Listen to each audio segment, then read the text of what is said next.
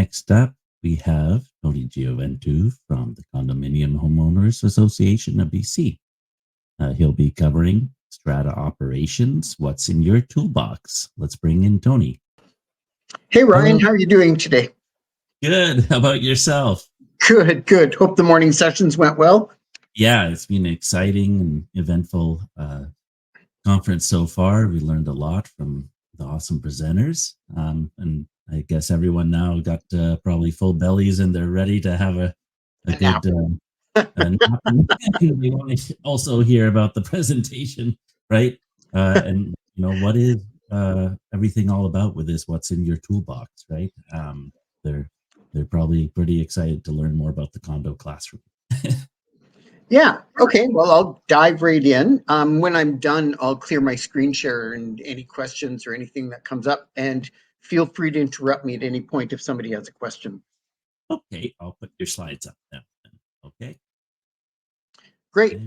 So we, as an association, we've been evaluating education programs for the last few years, and we started a pilot project last fall of integrated sessions that became webinars that could be accessible by anybody in a real-time fashion.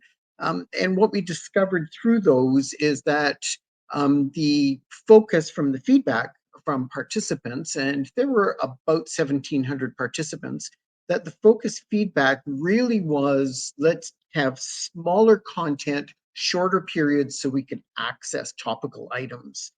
So we have retooled and redesigned it down to 20 sessions, and each session is going to be a much shorter period of time.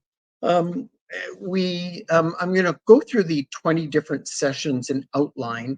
And remember that for strata corporations in the province, there are hundreds of variations. So these will address the significant governance issues, the legislative issues, what the act, the regulations, your bylaws normally would prescribe under the standard bylaws.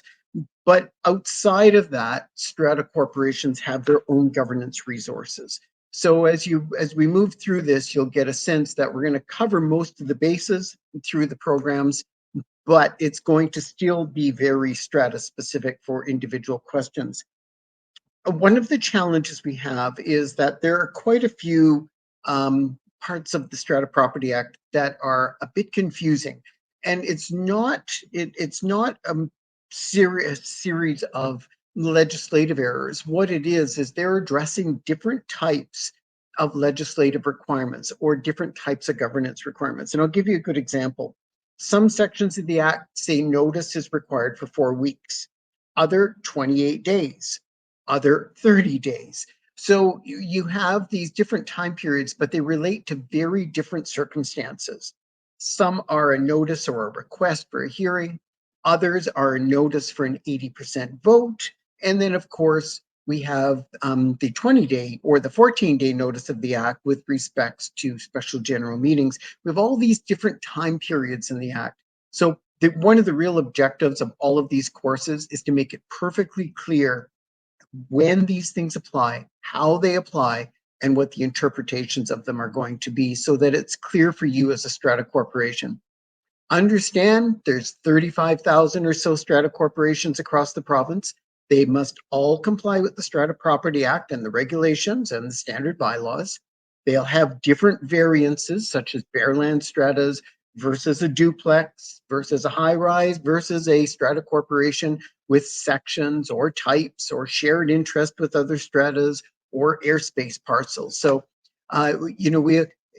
each of those oftentimes requires a very personal approach to do an evaluation of the circumstances. So here are the 20 breakdowns of the sessions that we're going to provide. And these are going to be webinars. Yeah. Looks like are you changing slides now? Because we only see the I am changing slides. You're still on the share. Yeah, we're just doing the main first slide, which is just showing like PowerPoint open. Yeah. Are you able to try and reshare the screen? Let me try it a different way. How about we do it this way? Yeah, that way. Okay. So So the 20 sessions will essentially give us a holistic operation of the entire Strata Property Act, the regulations. It doesn't go into very detailed information. And the reason for that, the conditions change specifically from Strata Corporation to Strata Corporation. So the first session is going to be focused entirely on the basic operations of a Strata Corporation. So understanding the Act, standard bylaws, the regulations, the forms, and understanding the priority of how they sit within Strata Corporation hierarchy. So what's the priority law that overrides a Strata Corporation, which overrides owners, which overrides individual operations and bylaws, regulations. Forms are essential. Some are mandatory, some are not. Some are certificates, which can't be altered. And so there's just getting the basic understanding of how the Act functions will be the very first session that we deal with. Every Strata Corporation is filed in the Land Title Registry, including leasehold Strata Corporations and leasehold Strata Corporations on Indigenous lands that are part of the BC Charter. So you will find if it is a Strata Corporation, it's filed in the Land Title Registry, and it will be filed with a registered Strata Plan. It will include a unit entitlement as part of the Strata Plan or filed separately, depending on when it was filed. Voting entitlement to determine how many votes per strata lot will be filed if they are different than one per strata lot. It's not necessary if they're all one per strata lot. And then any registered bylaws that have been filed or amended by the Strata Corporation. So that'll be the overview session that we begin with. Our second session is to deal with small strata corporations. We've always had duplexes to fiveplexes, but strata corporations of 2 to 4 units have several sections of the Act they don't have to comply with. They're not required to get depreciation reports, and they're not required to have electric planning reports. But for many strata corporations that are small, they try to operate and function informally. So the objective of this session will be, what are the basics that a strata corporation has to manage for small 2 to 4 unit stratas? The next session deals with the roles and responsibilities of the strata corporation and specifically the strata council members. If we look at the strata corporations across the province, most strata corporations under 50 units are often self-managed, and it may do with geography, may do with their cost management function. They may have taken on the responsibility and to work as volunteers, but we also have a shortage of property managers across the province. So smaller strata corporations, the economics of having management aren't necessarily working out for them. Within strata councils and strata corporations, we're going to look at decision making. We're going to look at financial statements, maintenance programs, and service contracts. Decision making is a flaw for strata corporations, especially if they're prone to using electronic services significantly for making decisions outside of bylaws that permit it. We'll look closely at the meetings of strata corporations, all types of meetings, and each in the function of all of the meetings for the corporation itself. Annual general meetings, special general meetings. But we're going to look closely at council meetings as well, a waiver of notice, and then of course the benefits of information meetings. We'll talk closely also about conducting electronic meetings and the limitations on voting methods. And there really is only one limitation, and that is there are no secret ballots for electronic meetings. And it was intended for that purpose so that it eliminates the potential of a dispute under the standard bylaws if somebody's demanding a secret ballot at an electronic meeting. Voting is going to be a separate session. How we vote on majority votes, 3/4 votes, 80% votes, and unanimous resolutions, and voting at council meetings. Every one of these votes is different. They're calculated differently. They have different thresholds. And of course, the key to this is know your strata corporation. If your strata corporation is 1 vote per unit, then this is going to be an easy calculation. But if you have any mixed use, the calculations become much more complicated with respects to commercial residential mix or all commercial, such as a commercial shopping center or industrial park. The resolutions themselves are calculated in a different manner. The calculations are still the same. but the thresholds are what you have to pay very close attention to. Then we'll apply those to how strata fees are calculated, special levies are calculated, wind-up settlements and payouts are calculated. Those are directly related to your voting thresholds as well. We're going to deal with creating notice packages for meetings. So the time periods for general meetings, the reports, the contents, and the records that you have to include with the notice package, the requirements also for specific resolutions. If you have a 3/4 vote, 80% vote, or unanimous vote resolution, the exact wording of those resolutions has to be contained within the notice package. We'll review and do an overview of those and as to why they're critical. The actual convening of a general meeting is also important. There are many layers to it. There was the notice process in the earlier session, but the process of registration, voting cards when and if they're required, in-person or electronic meetings, who chairs the meetings, the role of the chairperson and the authority of the chairperson, how proxies are authorized and represented, and then, of course, the different types of voting within the meeting as we set them out in the agendas. You'll see that there'll be a little crossover between these sessions to just make it convenient for the users who are going to be looking at sessions as basically a fast viewing webinar. Record keeping is also a significant part of Strata Corporation operations.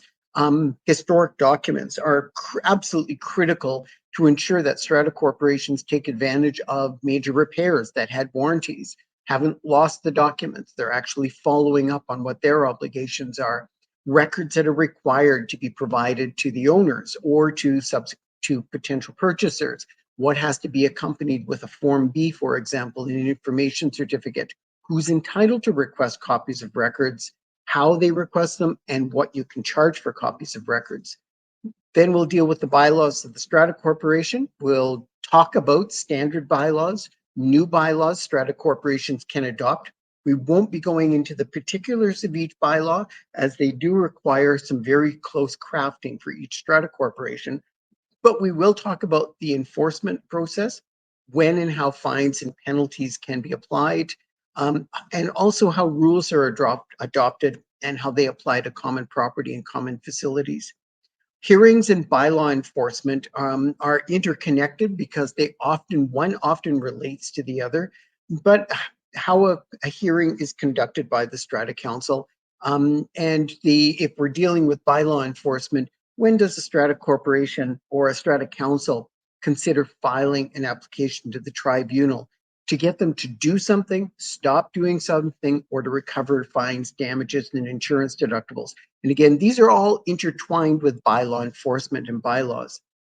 We have a session that's crafted specific for the BC Human Rights Code, how it applies to Strata corporations, how it applies to bylaws, excuse me, alteration requests that are interconnected with accessibility, and the need to accommodate individuals for disabilities such as medical disabilities or diagnosed disabilities that may relate to pet exemptions or other types of conditions. Finances are a significant part of development of a Strata corporation, how you plan for the annual budget, a model of an annual budget with a schedule showing how fees are calculated and reported, collecting Strata fees and special levies when interest can be applied, and then, of course, the procedures of notice for collections. And we'll interconnect that with depreciation reports. So I think the big thing for Strata corporations is, how do we contract services for a report and for the application for the Strata when we're doing budgeting and significant maintenance and renewals programs? The real issue is, how do we get somebody to do our report? And this is now mandatory requirement as of July 1st this year. So there are no longer any exemptions for Strata corporations of 5 units or greater. Managing the contingency funds is also interconnected with depreciation planning and financial operations. So for Strata corporations, being clear on what investments can be considered under the Act, how the decisions are made for investments, and the limit of authority on the Strata corporation, which is your council, to maximize these. And then, of course, to take the maximizing of your investments to support reserve fund growth, because Strata corporation investments are not taxable with respects to special levies or for reserve funds. compounding those to actually get the greatest amount of benefit out of them. I think one of the issues that many strata corporations struggle with are insurance, of course. We'll look at the requirements under the Insurance Act for delivery of insurance prior to a renewal every year, and quotes and evaluations, so that strata corporations have time to be able to assess their insurance renewals, mandatory perils and minimum values that have to be covered, and optional coverages that are available. And of course, a basic understanding on owner, tenant, and landlord insurance and their liabilities. Insurance claims, when they do arise, determining when an owner may be responsible for a claim, how the strata corporation can recover an insurance deductible, and if it's a common expense of the corporation that's not recoverable, how do we pay for this? And there are three potential options to pay for an insurance deductible, which is a duty that really nobody can get away from. And then one last session that we will have separately will be dealing with Surveillance and Personal Information Protection Act. Many strata corporations have fobs, they have cameras, they record and document how residents, owners, tenants, occupants, and visitors access certain parts of the buildings. And it's critical within your bylaws that you meet the requirements of PIPA so that you're not within any kind of conflict. So and we'll talk about short-term accommodations. This is a growing issue for strata corporations. The limitation on fines and penalties, how they may be collected, how you enforce this bylaw, how you gather data, how you gather information. We'll look at age restriction bylaws, how they can be adopted, and now we have a number of exemptions under age restrictions, that there is a requirement for family members of those people who comply with the age restriction. So we'll look at that whole scenario as well. And then the final session at this point will be understanding electric planning reports. So this is, again, going to be the basics. Who do we hire for the report? What's the essence of the report? What does it give us? And what do we look for when we're actually commissioning somebody to do a report for our community? And Ryan, I am down to the bottom line already. Wow, that was great. I mean, it's definitely, it looks like a really well-packed curriculum there for the owners. There's a lot of daunting information. I don't know Yeah. how to stop sharing my screen now, though. That's the Oh, problem. in a little bit here. Perfect. There we go. There we go. Awesome. So yes, it looks like we do have some questions. Yeah, people have generic questions. I've got time, so this is great. Yeah.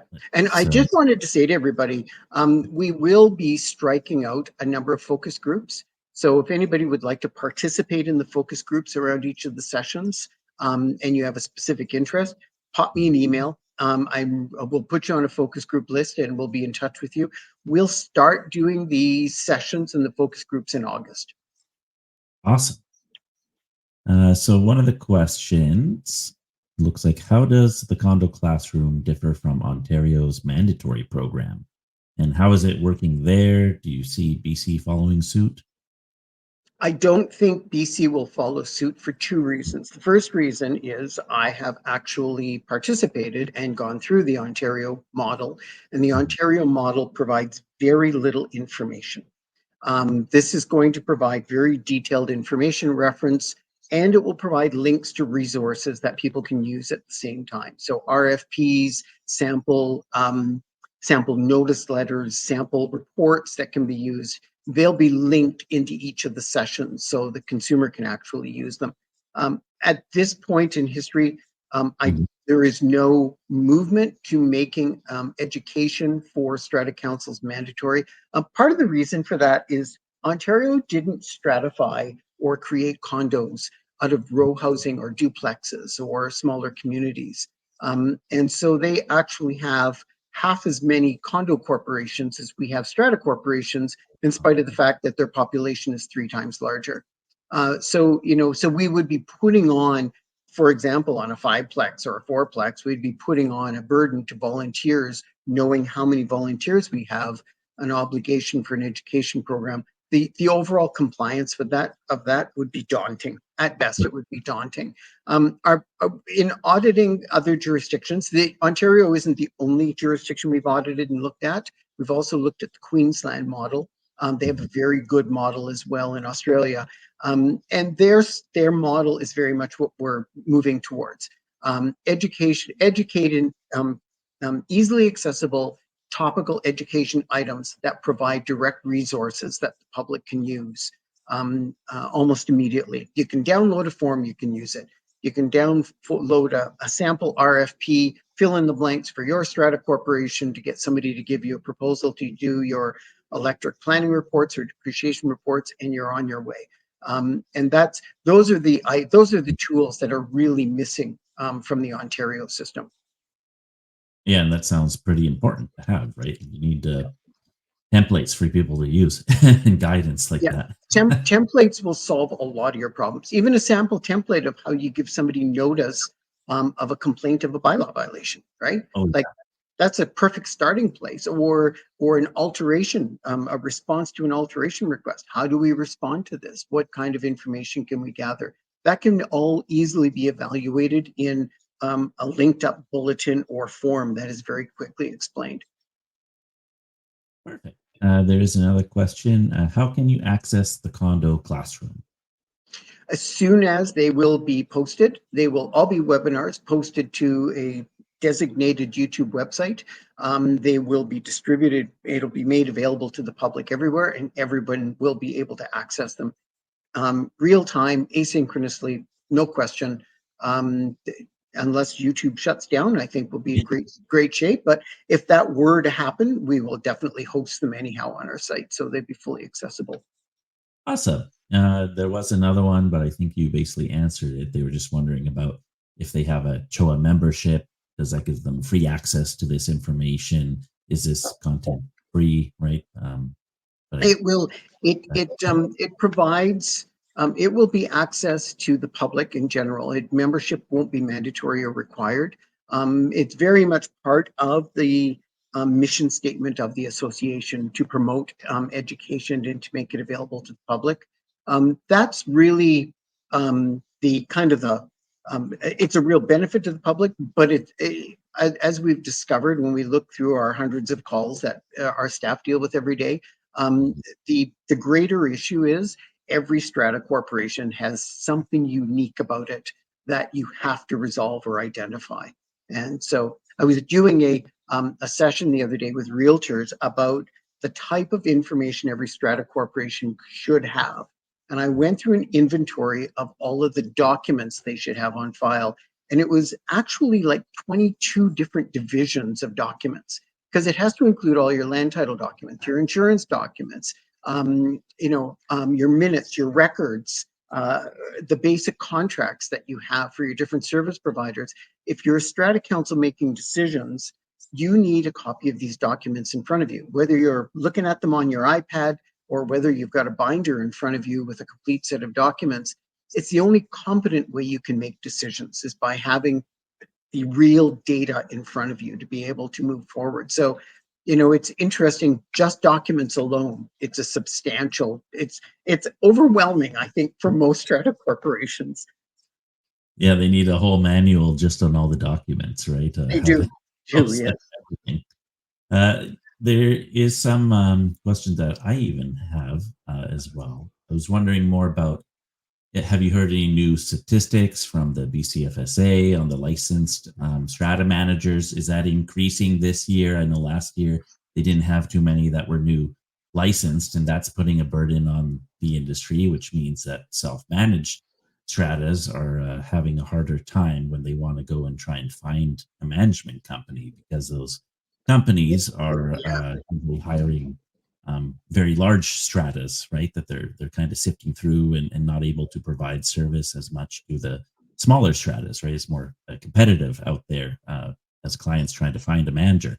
Do you have any insight on that lately and how that's going? well, it's kind of like take a number depending on what industry you're in right now. Like there's a Yeah. shortage of people in so many industries, right? But the strata management industry has been struggling for probably about 15 years. This is Mm. not a new challenge. It's it's a hard profession. Strata managers, in a lot of ways, are communicators and social workers and peacemakers. You know, they have these incredible expectations by owners. Owners automatically come with a sense of entitlement, that Yes. they should be served. We own this property. We pay your salary. Um, and in exchange for that, managers have an incredible volume of emails, complaints, and communications. And they're administering and coordinating all of this for their strata councils every month. Because of the shortage of strata managers, the difficulty we have is that so many of them have enormous workloads. Their number of properties per manager that are in the industry right now are incredibly high. And you start compounding that with the number of units, with numbers and capacity. There isn't enough time for a manager to be able to meet all of the expectations. So they really have to prioritize and evaluate how they're going to manage their time. So needless to say, it's a hard industry. I don't think it's very well compensated for part of the problem. Some of the companies that are out there who've had managers for 25 or 30 years are the real heroes because they have been managing the workloads for their staff very well, and they've been compensating them well. But that's not the case across the industry. You know, it has a very high burnout rate also. And then of course you end up we're dealing with real people on the front lines. It's not a surprise when a manager just says, I'm not doing this anymore, because they've been targeted by two or three individuals and the harassment is off the charts, absolutely unmanageable. So, you know, when you balance all of that together, you step back and say, so who would want to be a strata manager? And Yeah. a little bit of the challenge. But you know, if you look at you look at the portfolio of what a manager is managing. If you have a manager that has four or six high-rise buildings in downtown Vancouver, they're managing $500 million plus in assets. Yes. What kind of administrative support are they getting? Are they getting enough compensation to make this actually worth their while? Is there enough internal administrative support in their offices so they aren't actually wasting their time on the Yeah. tedious day-to-day communication demands that are coming into the office? So, you know, the whole management industry, I'm of the impression it kind of needs a bit of a rethink, Yeah. because it's really hard on the frontline managers. They're not having fun. I can say that with all experience, and from every one of them who calls and says, "Is there a better place I can work?" You know, like it's not. That's not an unusual phone call. I hate to say it. So No, and that's kind of why we have the conference as well. We've been, coming in trying to bring the technology side of it, and then we try and work with associations like CHOA, and you guys are working on the, Condo Classroom, nice curriculum for the strata councils to be, educated on how to help operate and utilize if they have a strata manager, utilize them like an administrative personnel, right? That staff that works for them, right? A lot of people do kind of rephrase the strata manager as an administrator, right? They're not there to just do everything in the complex. They're there to help out and have some experience, right? Have knowledge and help guide the councils, but not do every little thing under the sun, right? It needs a cohesive kind of environment between the strata council and the managers, and well, the and there's learning. an expectation too. You know, like if Yeah. uh, I'm just thinking of my own building. You know, we're a 250 unit high rise building. When our elevator contract came up for renewal, we did not have an expectation that our manager was going to negotiate it or assist us with negotiating it. They are incredibly complex contracts that are written in favor of the elevator company. We hired an independent consultant who negotiates these. Plus, we had our legal services review it. It's a 5-year contract that has an incredibly high value and a high risk to it.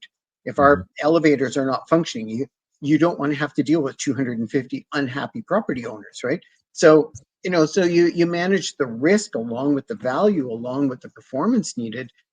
Don't expect your managers to do these things. You know, Mhm. this is why we have professionals, and we probably need to pump up our professional services budget line items in our budgets a bit more, and get more service support. There are, it's somebody said to me the other day, how did you find out about having a consultant to negotiate your contract? And I thought, therein is part of the problem. People aren't even aware that there are consultants who specialize in this, right? So we did renegotiate, and we renegotiated a 5-year contract with great terms, and all of our needs were met as well as our service provider, and we've had great service. So, those simple little actions of not downloading some of those expectations on your manager can really help to create a good relationship with the manager as well. Which is great. Looks like we have one more question here. Do you combine resources with other BC condo associations? And do you each offer same or overlapping courses? Just wondering, so they need to know if they need to sign up to other associations to follow them. So we don't interact on a professional level with other associations. Very, very strong reason for that is because as an organization, we maintain a very dedicated commitment to our bylaws and to our mission. But we also, as a result of professionals on staff, we carry professional liability insurance for the services that we provide. And that can be compromised when working with other partners who are not insured. So as an organization that serves stratas across the province, and when I say across the province, we had calls from as far north as Port Nelson this morning under the firestorm. So it's something that we really focus our services very specifically to strata corporations, their operations and their management structures across the province. So we definitely have dialogue with other organizations, and share interest on partner committees. But with Yes. respect to education and resources, I think our insurers would probably bail on us if we Yeah. cross that boundary. So yeah. Mhm. Perfect. So yeah, long story short, they should be looking at all the associations if they want to, Absolutely. looking because they're Absolutely. not, Yeah. Yeah. working together. So there might be Yeah. something they might miss if they only look at one, right? Yeah. So Absolutely. I would certainly do that for sure. Yeah. great. And then I guess any comments from myself? I was wondering more about the municipality or provincial changes there, where they allowed the single family homes to convert to up to 6 strata lots, and I think that's going to be uh, putting on a bigger burden to the system in many ways in relation to not having enough strata managers, right? And there's going to be even more demand for this type of um, curriculum, right? Because the stratas need to then self-educate, right? And they'll need tools, solutions, hopefully from all of us tech providers that can help out to make their lives easier. Do you have Yeah, any other and comments there? the tribunal has really helped because it's given every strata from a duplex to a full scale Yes. 1100 unit development. It's given by default a type of regulatory system. My strata is not complying with the act. I can file a complaint with the tribunal. We can get a decision ordering this. So I think that the tribunal has had a good effect. The A full application slate of education programs is very helpful, so that people have quick access to a resource. That will also make a difference. Yes. But there's lots of publications. BC Housing has a section under its consumer protection area called Maintenance Matters. They're all operational bulletins that I recommend everybody download them. Mhm. There's over 20 of them now, and they all deal with certain component items in buildings. And often this is just focused to strata corporations. And then, of course, the variances between municipalities are quite dynamic. So if you're in the city of Vancouver and you're dealing with heat pumps versus if you're in the city of Penticton dealing with heat pumps, it's quite a dynamic difference, right? And so um, we work closely with the municipalities to try and get some alignment on how programs are delivered, but they're independent and they're variable. So unless something comes down from a provincial level, we always start with every strata when you're dealing with technical issues or property issues, always start with your local government because there are differences community to community. Very good point. Well, with that being said, it looks like we don't have any further questions. We are just 5 minutes short, so that's okay. We'll get a little bit of time back and let people go on a little bit of a break until 1:40. So other than that, do you have any other words there, Tony, before we wrap that one up? I don't, but I do have to say for every strata corporation, don't panic over the mandatory requirements for depreciation reports and electric planning reports. Just start a comfortable planning process now. Yeah. And if you're getting an exorbitant quote for a report that may be $20,000 or $30,000 for an electric planning report or a depreciation report, step back, call around. Those are, unless you have an incredibly extensive commercial property of strata units, those are not realistic numbers. So there are a lot of service providers out there. Just take a breath, get more quotes, talk to more people, and the service providers who are doing most of these reports are actually very reasonable cost-wise to do them. Yeah, that's my experience as well. We just had one done at our strata, and it was quite affordable. Yeah, yeah, exactly. Yeah. And the good news about electric planning reports, it's a one-shot deal. So Yeah. once it's done, it's on the books, you're fine. So move along. Yes. Yeah. Yeah. Perfect. Then Super. thanks so much, Tony, and everyone really enjoyed that. It was kind of short, but Yeah, to preview of what's to come in a big way. So exactly right. I mean, people just need this information to understand where to go and learn yeah, and see what's coming out in the province, right? And yeah, we really thank you for your time and for bringing that program together for everyone. that's a long way to go yet, but I'm Yeah, I'm excited. It's going to be a great program. So it's a journey. yeah, yeah, there's a way of putting it. Right. All right. Thank you Sounds so great. much, Tony. Take care, and we'll get on to the next one in a couple minutes. Thanks. Great. Thanks so much, Ryan. Bye for now.